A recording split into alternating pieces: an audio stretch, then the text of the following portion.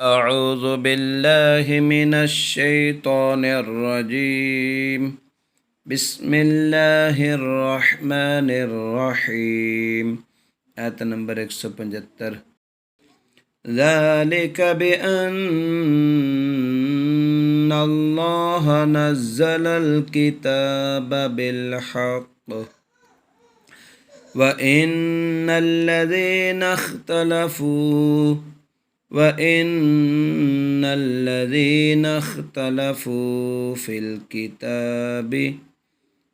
في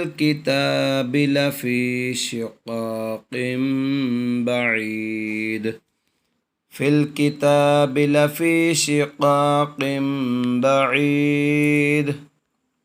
ذلك بأن الله نزل الكتاب بالحق وإن الذين اختلفوا في الكتاب لفي شقاق بعيد